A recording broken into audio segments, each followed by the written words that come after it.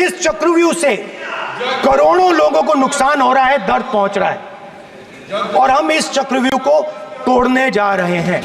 और तोड़ने का सबसे बड़ा तरीका जिससे आप लोग डरते हो, कांपते हो, वो है जाति जनगणना। और जैसे मैंने कहा था कि इंडिया गठबंधन गारंटीड लीगल एमएसपी इस सदन में पास करेगी, वैसे ही मैं कह रहा हूं, आपको अच्छा लगे ना लगे, जाति जनगणना इस हाउस में, इस सदन में पास करके हम आपको दिखाएंगे।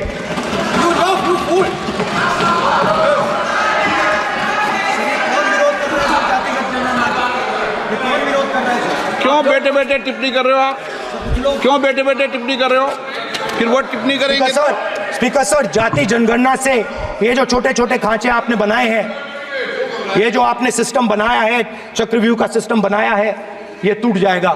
और इसके लिए हम पूरा दम लगा के, पूरा इंडिया गठबंधन दम लगा के ये काम करेगा। धन्यवाद। जय हिंद। लोकसभा में नेता प्रतिपक्ष राहुल गांधी ने लोकसभा में केंद्रीय बजट 2024 पर बहस के दौरान भाषण दिया है।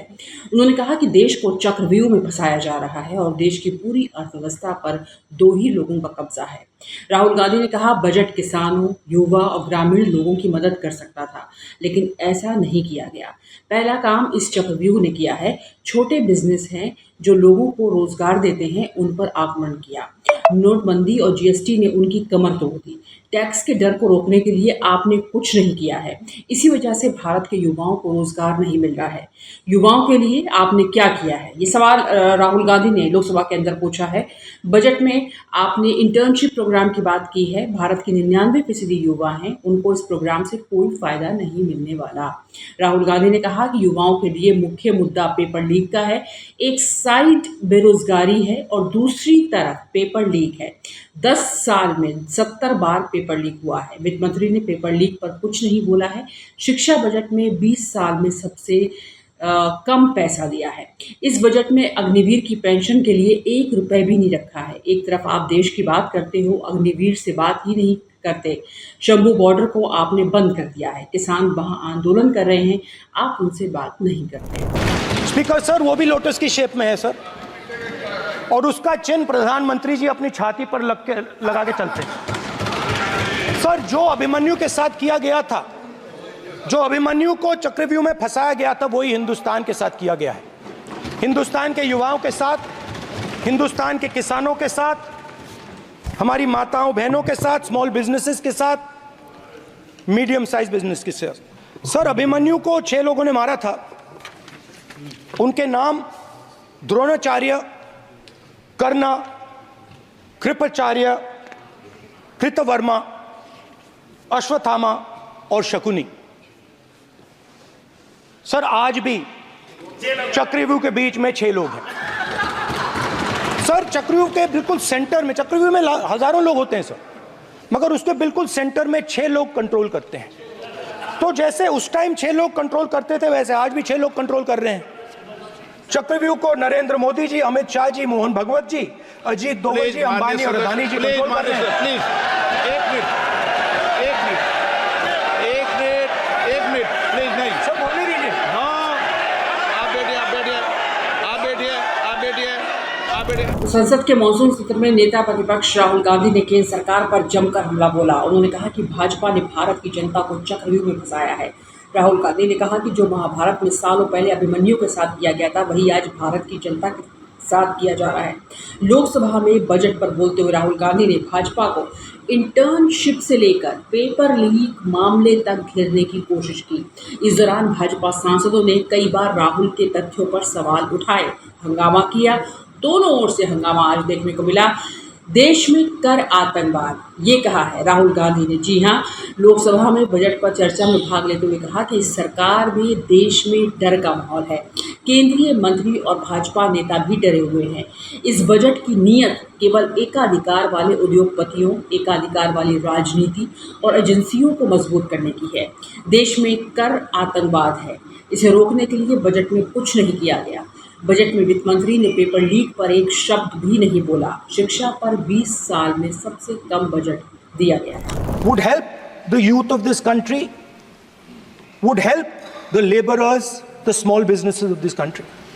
But what I have seen is that this budget, the sole aim of this budget, iski jo niyat hai, it is to strengthen this framework, the framework of big business, monopoly business, the framework of a political monopoly that destroys the democratic structure, and finally the framework of what one can call the deep state or the agencies.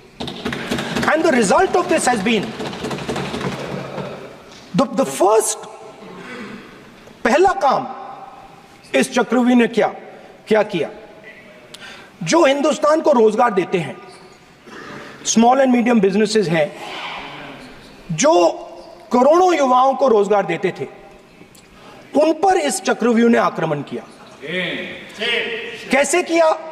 नोटबंदी, GST और tax terrorism. आप लोग आतंकवाद की बात करते हो, पूरे देश में अगर कोई भी व्यक्ति छोटा बिजनेस चलाता है तो रात को उसको फोन कॉल आता है इनकम टैक्स डिपार्टमेंट से, जीएसटी से, और टैक्स टेररिज्म का वो शिकार बनता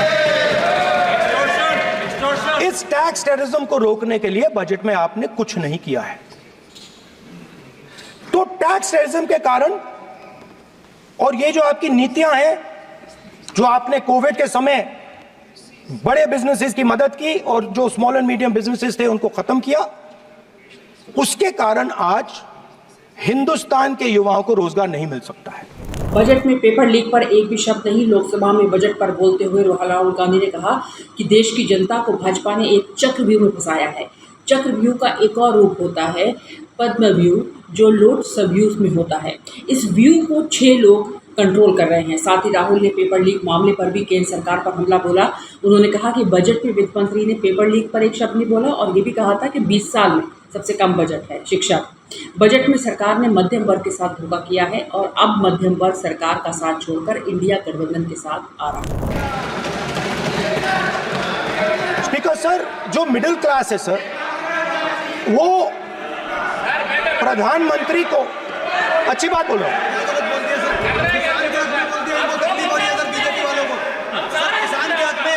अगर नेताजी पक्ष बोल रहे हैं तो आप बैठे टिप्पणी आप मत करो, आप करोगे तो वो भी करेंगे। आप मत करो, मैं सब साइलेंट करो प्लीज। फिर टिप्पणी कर रहे हो आप, प्लीज माननीय सर मिडिल क्लास जो है वो शायद इस बजट से पहले प्रधानमंत्री को सपोर्ट करता था। जब प्रधानमंत्री ने कोविड के समय उनसे थाली बजवाई थी तो उन्होंने दबाकर थाली बजाई, धड़ थाली बजा बजाई। हमें अजीब लगा, मगर प्रधानमंत्री ने मिडिल क्लास को ऑर्डर दिया तो मिडिल क्लास ने थाली बजाई।